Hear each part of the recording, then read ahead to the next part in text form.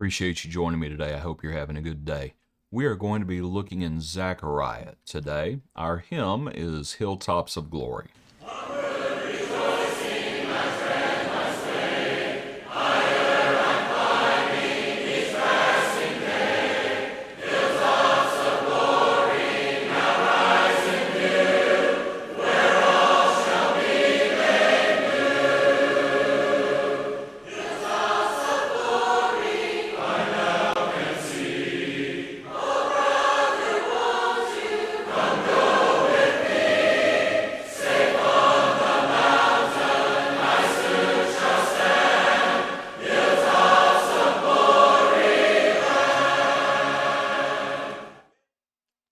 Okay, let's look in our passage now.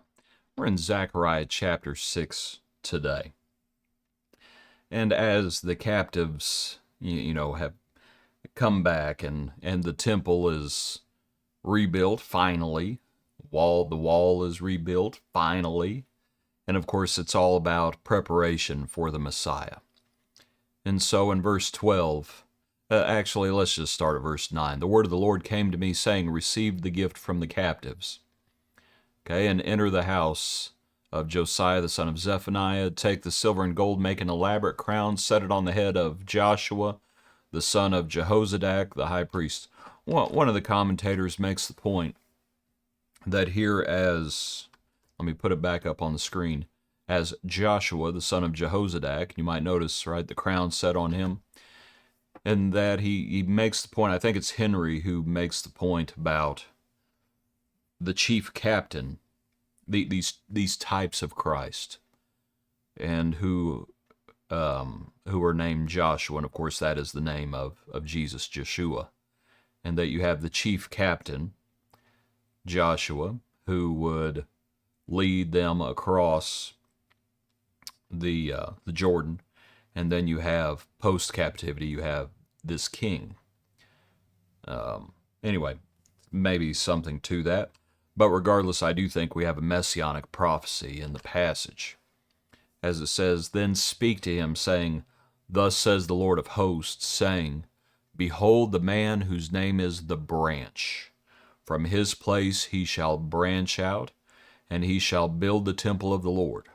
Yes, he shall build the temple of the Lord, he shall bear the glory, and he shall sit and rule on his throne. He shall be a priest on his throne, and the council of peace shall be between them both. So to begin with, to think about whose name is the branch, and from his place he shall branch out. And it calls to mind so strongly, I am the vine. Right, that picture of fellowship. Abide in me, you abide in me, and I abide in you. And it's that picture of fellowship with the Lord, the branch. You might also think about that picture of sprouting. Let me look at a passage real quick. Seems like, doesn't that, in Isaiah 53, doesn't it seem like a similar picture is used? Oh, I could be wrong about it. No, Isaiah 53, verse 2. For he shall grow up before him as a tender plant, as a root out of dry ground. You might think about that picture, the branch. Back to our passage, it says, and he shall build the temple of the Lord. And of course, they were going to rebuild the temple, but that's not the true temple. That's still just a shadow. And so when the Messiah comes, he's going to build the true temple. And of course, we know what it's speaking about. I will build my church, and the gates of Hades shall not prevail against it. The Lord came to build a temple, and that is the church of God, which he purchased with his own blood. And that was prophesied. He shall build the temple of the Lord. Yes, he shall build the temple of the Lord. He shall bear the glory, and shall sit and rule on his throne. So he shall be a priest on his throne, and the council of peace shall be between them both. That phrase there at the end, shall be between them both, and it's like, well, both what? And it looks like what it's speaking about is that here, you have his throne, so that's his kingship, he shall be a priest on his throne. You have both offices. And that between those two offices, that is how we have peace. All through the Old Testament, what was it? Well, I shouldn't say all through the Old Testament, they didn't always have kings. But anyway, you had kings and priests, and they were not the same person. In Jesus, they're the same person. He is both king and priest.